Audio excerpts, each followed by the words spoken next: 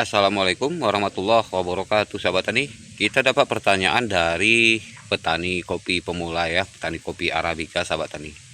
Jadi pada intinya saya senang ditanya, dan juga bagi sahabat tani yang sedang mulai atau ingin memulai menanam ya, alangkah baiknya ya bertanya pada yang sudah pengalaman. Jadi di sini saya tidak merasa saya ini guru atau lebih pengalaman, juga tidak ya sahabat tani. Tapi saya bagikan apakah benar katanya butuh modal besar untuk memulai bertani kopi Arabica. Jadi akan saya jawab, ini saya dari nol ya sahabat ya, dari nol dulu, saya mulai dari nol. Punya si uang, cuma punya uangnya terbatas ya, untuk beli udut ya kan, untuk kebutuhan gitu sahabat. Tetapi kalau untuk kopi, oke, simak, kita akan bahas ya. Oke, baik sahabat tani, kita kutip dari pengalaman saya ya. Sekali lagi saya bilang, tidak bermaksud menggurui tetapi berbagi pengalaman, karena pengalaman itu adalah sebuah fakta ya. Pengalaman itu sebuah fakta, dan pengalaman itu adalah jejak langkah kaki kita melangkah gitu ya sahabat ya, dari nol hingga sukses gitu sahabat tani. Walaupun mungkin ya, menurut saya sih tidak terlalu sukses yang saya alami seperti itu, tapi ya setidaknya ya untuk makan, untuk biaya hidup, untuk sekolah, dan untuk kendaraan mencukupilah, seperti itu sahabat tani. Nah, jadi sini sedikit akan saya bagikan pengalaman kepada sahabat tani untuk memecah masalah yang katanya butuh modal besar untuk bertani kopi Arabica. Oke, kita mulai ya dari pengalaman saya sahabat. Waktu itu saya merantau ke Bener Meriah atau Tanhugayu itu sahabat, tanpa terpikir, tanpa program, tanpa rencana. Dalam artian ya, saya datang ke sana menghirup napas, mencari pekerjaan, apa yang ada, apa yang dapat ya udah itu saya kerjakan. Jadi di saat itu sebelum saya bertani kopi Arabica, saya yang namanya kita numpang nanam di lahan orang. Jadi kalau nanam cabai rawit itu kan modalnya tidak besar gitu sahabat. Hanya cukup di masa itu 100.000 untuk modal beli bibit yang hidup, hingga beli pupuk secukupnya, seperti itu sahabat.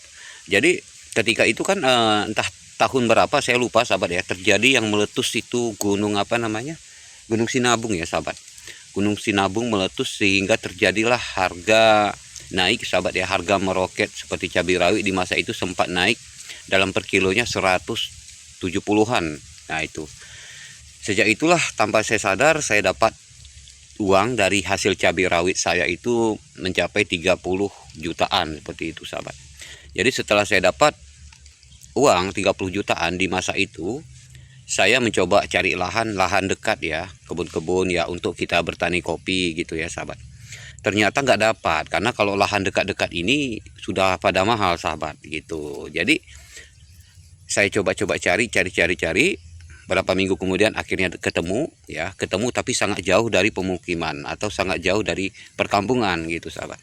Tetapi ya begitu tadi sahabat ya, kalau mau harga murah ya udah pasti lokasinya, titik aksesnya tuh sangat rumit, jauh ya, susah untuk kita bawa kendaraan. Jangankan roda 4 ya, roda 2 pun susah gitu, licin, terjal. Tetapi ya udah, karena budget saya cuma ada 30 juta di masa itu, saya belilah kebun itu daerah Amor. Jadi kalau orang Gayo itu pasti tahu itu daerah Amor tuh ya, lorong 3 masuk dalam sekali, paling atas itu, di pas di bawah kaki gunung itu sahabat ya, jauh dari pemukiman. Dan setelah saya beli kebun itu, saya mulai menanam gitu ya, mulai menanam kopi Arabica.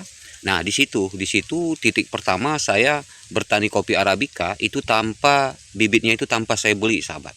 Ya, bibitnya itu tanpa saya beli. Jadi kalau nggak tanpa beli bagaimana Pak? Ya, saya minta dari kebun orang gitu. Saya minta misalnya tuh ya, ada buah merah, buah ceri itu dalam perbatang itu saya perhatiin di kebun orang tuh, wah ini indukannya bagus, ini buahnya banyak, dan ini setiap tahun banyak buahnya gitu. Jadi saya cukup minta aja kepada saudara kita gitu ya, paling mintanya sekitar ya sebambu, berarti atau bisa dibilang per kilo lah. Jadi tuh sekilo itu bisa dapat banyak sahabat. Untuk sekilo itu bisa dapat, kalau dari yang sudah saya pengalaman itu setengah hektar itu dapat. Nah, jadi ini ceritanya kebun saya di Amorni tadi ada 1 hektar gitu sahabat.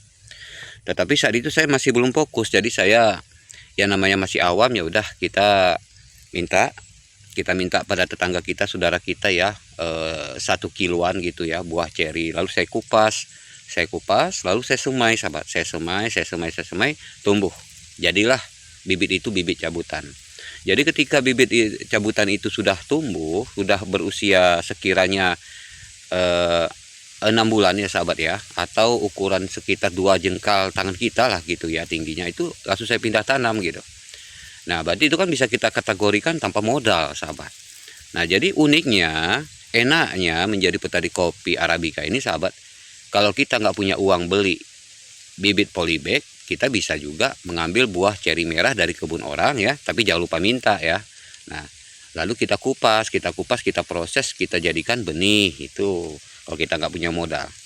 Jadi jangan sahabat tani pikir kalau kita beli bibit polybag itu jaminan bagus. Tidak juga sahabat, karena saya sudah mengalami dan juga banyak orang mengalami gagal gitu sahabat ya. Kalau tumbuh sih ya tumbuh-tumbuh aja, bagusnya ya bagus-bagus aja. Tapi terlihatnya sewaktu masuk pembungaan kopi, disitulah terlihat produksinya banyak apa sedikit gitu. Kalau banyak berarti kita tidak salah memilih induknya, atau kita tidak salah membeli bibit polybag. Tetapi bila udah besar pohon kopinya ya, subur tapi tidak ada buah, berarti sudah termasuk kita itu gagal ya. Bibit yang kita tanam itu gagal. Itu sering sekali sih kalau pengalaman saya gara-gara beli bibit polybag sahabat. Karena kan bibit polybag ini kan kita tidak tahu dasarnya. Kita tidak tahu dasarnya itu dari benih bagus ataulah benih asalan gitu. Kita tidak tahu. Nah lanjut cerita, jadi ketika itu setelah bibit cabutannya saya cabut di tempat persemaian, saya tanam lah kayak gitu ya, dapatlah sekitar 1/2 hektar. Jadi 1/2 hektarnya lagi itu masih kosong di saat itu. Kenapa seperti itu ya, namanya kalau kita sendirian sahabat tani di pegunungan, kita itu mesti ada bekal, mesti bawa bekal stok gitu ya, jangan sampai kurang. Jadi di masa itu saya itu kalau merantau itu ke kaki gunung itu ya, Mandah seperti itu tuh lebih kurang mesti ada beras ya, Indomie gitu, habis itu telur dan sarden macam-macam lah gitu. Itu wajib saya pertahankan sampai bagaimana caranya bisa sebulan gitu sahabat. Nah jadi saat itu tuh saya merantau tergantung dari uang gitu. Kalau ada uang kita merantau, kita nginap ya di hutan sana. Tapi kalau lagi nggak ada uang, saya turun ke kampung, saya cari pekerjaan seperti misalnya makan ongkosan yang ngutip kopi gitu, kerja, nanti begitu ada duit berangkat lagi saya naik ke gunung seperti itu, hingga akhirnya kebun saya tadi itu berhasil dan berbuah gitu sahabat tani. Jadi tidak ada unsur modal. Jadi cara sukses itu banyak sahabat tani, cara sukses itu banyak. Jadi tidak perlu kita beli-beli benih polybag, cukup kita buah ceri aja itu sudah bisa kita buat sendiri untuk dijadikan benih kopi. Nah, lalu bagaimana Pak kalau sudah kita pindah tanam nih Pak, apa langkah selanjutnya tentang perawatan? Tentang perawatan kalau tanaman ini saya rasa semua tanaman itu suka yang namanya kebersihan, ya gitu ya, dan ketercukupan air pada tanahnya. Tapi kalau dari kopi Arabica sahabat, kalau pupuk nggak dipupuk menurut saya nggak ada pengaruh apa-apa. Kalau dipupuk ya lebih bagus, kalau nggak dipupuk memang misalnya kebetulan lahannya subur ya lebih mantap lagi kan gitu ya, lebih mantap tanpa dipupuk bisa besar gitu sahabat.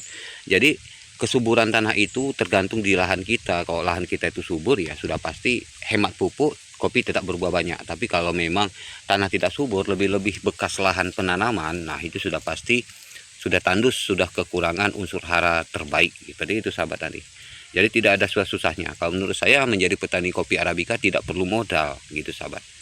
Ya hanya saja bagi sahabat tani yang ingin memiliki bibit polybag ya kemungkinan membeli bibit polybag ya karena tidak sempat ya nggak apa-apa juga ya dibeli aja gitu sahabat. Tapi ya itu tadi masalah jaminan kualitasnya ya itu tadi sahabat, ada dua kemungkinan, bisa bagus bisa tidak. Tapi kalau bibit kita semai sendiri, kita petik langsung dari induknya, itu sudah jaminan bagus sahabat tani. Karena buah yang terbaik itu berasal dari induk yang terbaik, induk yang super dan sehat sahabat tani. Nah, jadi ketika tanaman kopi saya ini sudah masuk sekitar 18 bulan, saya menanam kopi itu kan varietas Atik Super, biasa itu 18 bulan ya, atau setahun lebih, itu akhirnya sudah berbunga dan berbuah sahabat tani. Nah, dari situlah saya baru memetik hasil panen pertama milik kebun sendiri sahabat tani.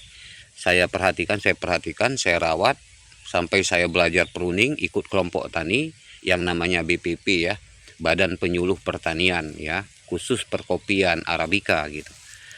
Nah, bertahap saya pelajari, ternyata memang benar sahabat, ilmu itu mahal, nggak ada artinya uang sahabat. Kalau kita punya uang tapi kita tidak punya ilmu juga sama aja sia-sia.